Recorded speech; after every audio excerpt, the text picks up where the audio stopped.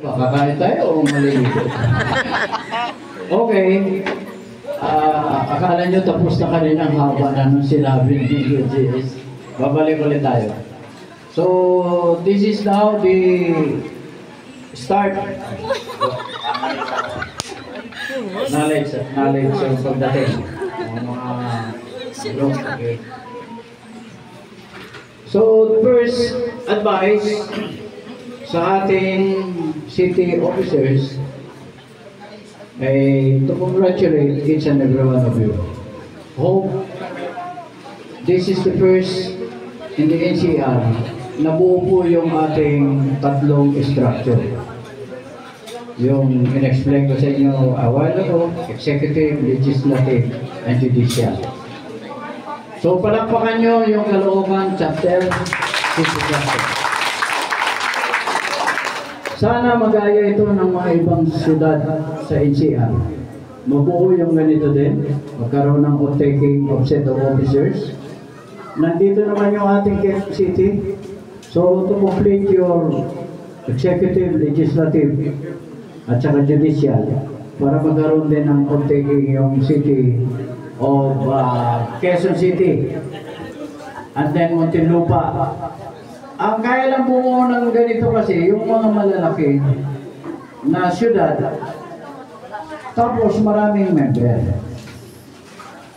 Kaya ko sinasabi yan, dahil kung hindi nyo mabubuo yung 39 set of officers, hindi nyo talaga mabubuo yung tatlong structure na based on our CBN.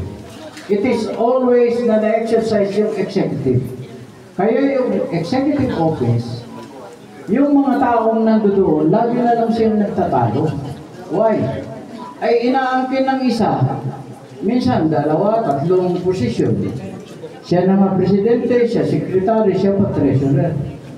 Diba? Which is a big violation doon sa ating CBN. So I hope na kayo ngayon ang magiging model in the NCR yung ginawa nyo ngayon sa Caloocan. Thank you very much for doing such good work. So, sa pamumuno po ng inyong chairman, at umahasa ako na piliin nyo si Jace, si SP Jace na mamuno bilang presidente nyo. So, I hope that the city of Caloocan will be more power in the future. So, sana kayo magdahilan at masundan ng Quezon City.